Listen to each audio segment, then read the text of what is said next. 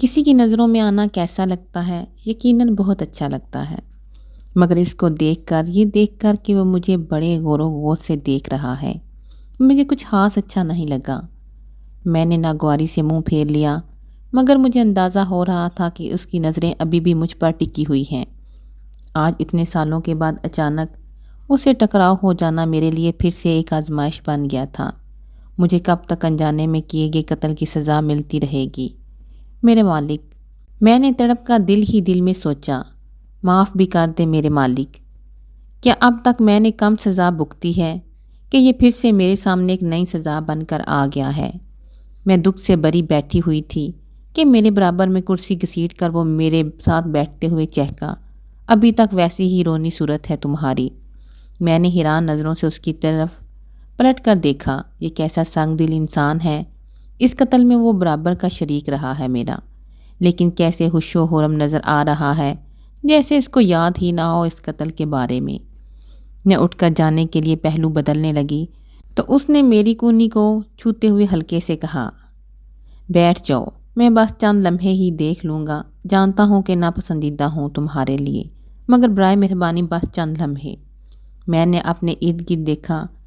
میں اپنے بڑے بھائی کے بچوں کے ساتھ اس آرٹ گیلری میں آئی تھی، اور اب تھک کر ایک طرف کونے پر جو کرسیاں تھیں ان میں سے ایک پر براجمان تھی، اور وقت گزر چکا تھا۔ اب مجھ میں زیادہ دیر کھڑے رہنے کی ہمت کم ہی رہ گئی تھی، لہٰذا بچے مجھے یہاں بٹھا کر خود آگے بڑھ گئے تھے۔ میں کہاں تھی، کہاں آ گئی ہوں؟ اس کی موجودگی یوں میرے قریب بیٹھ جانے پر نہ جانے کیوں پھر سے وہ سب یاد آنے لگا تھا، جیسے ابھی کل کی ہی تو بات ہو۔ کیا واقعی میں نے صدیاں گزار دیں، یا یہ کل ہی کا قصہ ہے؟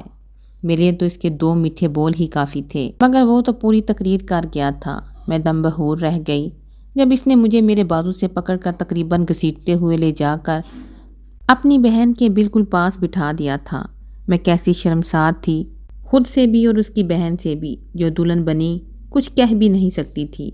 مجھے دلہن کی بے بسی پر افسوس تھا، مگر کیا کرتی؟ قصور صرف اتنا تھا، جب اس نے مجھے اسٹیج پر جا کر سلامی دینے کا مشورہ دیا تو میری اس بات پر کہ میرا سایہ بھی نئی نویلی دلہن کے لیے اچھا نہیں، اس کو غصہ دلا گیا۔ اس نے لوگوں کی پرواہ نہ کرتے ہوئے مجھے اچھا خاصا لیکچر دے ڈالا کہ اس طرح کی دقیانوسی باتوں پر یقین کم ہی کرتا ہے، اور نہ ہی مجھے کرنا چاہیے۔ اس کا خیال تھا اگر کسی نے مجھے چھوڑ دیا ہے تو اس میں میرا کوئی قصور نہیں، اور طلاق کوئی بیماری نہیں کہ قریب بیٹھنے سے لگ جائے۔ اور پھر جو ہوا وہ سب نے دیکھا۔ مجھے شادی میں شرکت کرنی ہی نہیں چاہیے تھی، یہ میری ہی غلطی تھی۔ اور پھر میں نے جو بہت ہمت کر کے بڑی جدوجہد کے بعد پھر سے رشتہ داروں کا سامنا کرنے نکلی تھی، اپنی ہمت کھو بیٹھی، چھپ گئی، گم گئی۔ مگر اس نے کھوج نکالا، جیسے اس کو میری کمزوری سے ضد ہو گئی تھی۔ پہلے تو صرف میسج آتے رہے، سلام دعا اور پھر کچھ ادھر ادھر کی باتیں، مگر پھر گپ شپ ہونے لگی۔ اس کا آفس کافی دور تھا، آنے جانے میں بہت وقت لگتا۔ وہ آفس کی گاڑی میں بیٹھ کر تمام وقت مجھے دیتا اور اکثر راتوں کو بھی جگاتا۔ اس نے ہمیشہ ایک مخلص دوست کی طرح مجھ سے باتیں کی، کبھی کوئی غلط بات نہ کی، اور میرے لیے اس کی دوستی بہت اہم ہوتی چلی گئی۔ میرے پاس تھا ہی کیا اس کی دوستی کے سوا؟ ہر کسی نے، یہاں تک کہ گھر والوں تک نے تو ساتھ چھوڑ دیا تھا۔ میں گھر پر ہو کر بھی ان سب کے لیے تھی ہی نہیں۔ کام سب میرے ذمے لگ گئے تھے، مگر میری کوئی حیثیت نہیں تھی۔ میں نے جو گناہ یا جو خطا میں نے نہیں کی تھی، اس کی سزا بڑے تحمل سے برداشت کر رہی تھی۔ پھر بھی میں خوش تھی کہ مجھے گھر سے بے دخل تو نہیں کیا۔ شکر ہے کہ سر پر چھت ہے اور ایک عدد دوست۔ زندگی پھر سے اپنا رستہ بنا رہی تھی۔ میں جانتی تھی میرے گھر والوں کو کچھ زیادہ پسند نہیں، ہمیشہ سے اپنی الگ سوچ رکھنا، خاندان کے بڑے بوڑھوں کو احساس دلاتے جانا کہ نئے زمانے میں جو خاندانی روایات ہیں ان میں رد و بدل ضروری ہے۔ اسے بھی کچھ کم بدنام نہیں کر چکا تھا، مگر وہ پڑھا لکھا تھا، اچھا کماتا تھا، 2 چھوٹی بہنوں کی اچھی جگہ شادی کر چکا تھا، اور خود بھی شادی شدہ تھا۔ اس کی اپنی ایک الگ پہچان تھی۔ وہ میرے گھر والے جو ہمیشہ سے خاندانی روایات، طور طریقوں سے پیچھے نہیں ہٹتے تھے، اسی شخصیت میں کمی محسوس کرتے تھے۔ اس کی بیوی، جس کو میں بابی کہتی تھی، کچھ دن ہی اس کے ساتھ رہ کر اپنے میکے جا کر بیٹھ گئی تھی۔ تمام خاندان میں مشہور تھا کہ قصوروار وہی ہے، جس کی ایسی عادتیں ہوں اس سے بھلا کون نباہ کر سکتا ہے۔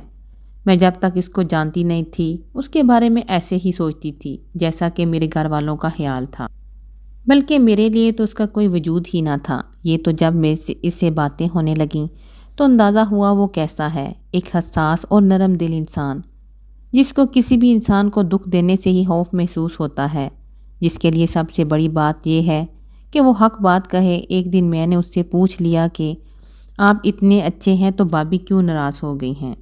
اس نے بات گول مول کر دی اور مجھے کچھ شک ہوا کہ وہ مجھے سچ بتانے سے گریزاں ہے، مگر پھر اپنی حیثیت یاد آ گئی اور میں توبہ توبہ کر کے کاموں میں لگ گئی۔ اب میرے لیے کسی کی بھی خواہش کرنا اور کسی کے بھی خواب دیکھنا ناممکن ہے۔ میری ایک ایک بات کو وہ پکڑ لیتا، پھر اس کے لمبے لمبے لیکچر شروع ہو جاتے، میں ہنستی جاتی، وہ بڑی سنجیدگی سے مجھے سمجھاتا رہتا۔ میرے لیے اتنا ہی کافی تھا کہ کوئی ہے جو میرے لیے پریشان ہوتا ہے، جس کو میری تنہائی کا احساس ہوتا ہے۔ کسی کام کا بہانہ بنا کر میں اس کے لیکچر سے جان چھڑا لیتی، مگر گھنٹوں کے کام کے دوران اس کی باتوں کو یاد کر کر کے خوش ہوتی رہتی۔ زندگی سے بس اور کچھ نہیں چاہیے تھا مجھے، بس اتنا ہی کافی تھا، یہی بہت تھا۔ مگر اس نے میری ایک نہیں سنی، اپنی ماں کو رشتہ لے کر بھیج دیا۔ میرے گھر میں ایک قیامت سی ٹوٹ پڑی۔ تمام بھائی بہن اپنے مورچے سنبھالتے گولہ بارود سے لیس سامنے آ گئی۔ اس کی والدہ کو تو سوچ کر جواب دینے کا کہہ دیا گیا، جبکہ مجھ پر باقاعدہ حملے ہونے لگے۔ ہر لمحے مجھے ایک نہایت شفاق اور خود غرض انسان کا خطاب دیا جانے لگا، جس نے پہلے گھر والوں کو بدنام کیا، اپنا گھر اجاڑا، اب کسی معصوم لڑکی کا گھر اجاڑنے چلی ہے۔ میری سمجھ میں نہیں آ رہا تھا آخر اس نے کیا سوچ رکھا ہے۔ میں خود بھی یہ سب نہیں چاہتی تھی۔ اس نے تو نہ مجھے اپنے بیوی کے بارے میں کبھی اعتماد میں لیا تھا اور نہ ہی میں اس سے ضد کر سکی تھی۔ ایسے میں مجھے خود سے گن آنے لگی، میں بستر سے جا لگی، سانس تو لیتی رہی مگر جان جیسے ختم ہو چکی تھی۔ مجھے خود پر غصہ آنے لگا، میں نے ایسا کیسے ہونے دیا؟ میں کیوں نہیں روک سکی خود کو؟ کیسے جذبات میں آ کر بے قابو ہوتی چلی گئی؟ اور بات اتنی بڑھا کر اب مجھے کیا کرنا چاہیے؟ میرے گھر والے کافی حد تک درست تھے، میں اپنا گھر اجاڑ کر اب کسی اور کا گھر اجاڑنے چلی تھی۔ مجھ پر یہ بات بہت بھاری پڑ گئی تھی، میں جھکتی جا رہی تھی۔ میں نے کئی دن تک مجھے فون کیے اور بھی طریقوں سے بات کرنے کی کوشش کی، مگر میں خود میں ہمت نہیں پا رہی تھی کہ اس کا سامنا کروں یا اس سے بات کروں۔ پھر وہی ہوا جس کا مجھے ڈر تھا۔ اس کے سسرال تک بات پہنچ گئی اور ایک دن مجھے یہ خبر ملی کہ اس کی بیوی نے زہر کھا کر خودکشی کر لی ہے۔ میں بوجھ تلے دب گئی، یہ کیسا ظلم کر دیا میں نے؟ کسی انسان کی جان چلے گی؟ کیا قتل صرف اوزار کے لیے استعمال سے ہوتا ہے؟ نہیں نہیں، ایسے بھی قتل ہوتا ہے۔ میں نے کر دیا قتل، کسی انسان کی جان لے لی میں نے۔ میں اس حد تک بیمار ہو گئی، مجھے اپنا ہوش نہیں رہا، مگر افسوس میں اس کی بیوی کی طرح بہادر نہیں تھی۔ میں پھر بچ گئی، زندہ رہ کر اپنی شرمندہ زندگی کو سہتی چلی گئی۔ میرے گھر والوں نے میرا باقاعدہ بائیکاٹ کر دیا، جو بچی کھچی عزت تھی وہ بھی چلی گئی۔ اب میں صرف ایک قاتل تھی، اور قاتل کسی کے رحم کا مستحق نہیں ہوتا۔ جو سزا کاٹ کر میں اب اپنے بھائی بہنوں کے بچوں میں پناہ پا چکی ہوں، کیسے بھول جاؤں کہ میں کیا سے کیا ہو گئی ہوں؟ مجھے تو اپنا آپ یاد نہیں رہا، خود کو بس ایک قاتل محسوس کرتی ہوں۔ میں نے اپنے آپ کو سنبھالتے ہوئے کہا، کیا سمجھا تھا میں نے آپ کو؟ ایک دوست، ایک اچھا انسان۔ مگر وہ مسکرا اٹھا۔ ہاں ہاں، آگے کہو، میں تو یہی چاہتا ہوں تم مجھ سے شکایت کرو، کوئی غصہ، کوئی گالی، کچھ کھری کھری ہی سنا ڈالو۔ میں منہ پھیر کر آنسو پینے کی کوشش کرنے لگی۔ پہلے سے کہ آج اس سے ملاقات ہونی ہے تو میں کچھ جملے ہی سوچ کر آ جاتی، لے آتی ساتھ۔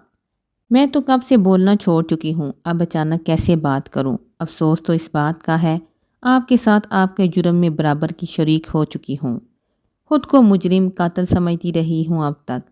اس کے منہ سے حیرت بھرے کچھ کلمات نکلے، جیسے وہ سمجھ ہی نہ پا رہا ہو کہ میں کیا بات کر رہی ہوں۔ میں نے لمبی سانس بھر کر پھر سے کہنا شروع کیا، اپنی بیوی کے زہر کھا کر مر جانے کو آپ کس طرح لیتے ہیں؟ کیا وہ آپ کی ذمہ داری نہیں تھی؟ اس نے زہر کھا کر خودکشی نہیں کی، اس کو قتل کیا گیا ہے۔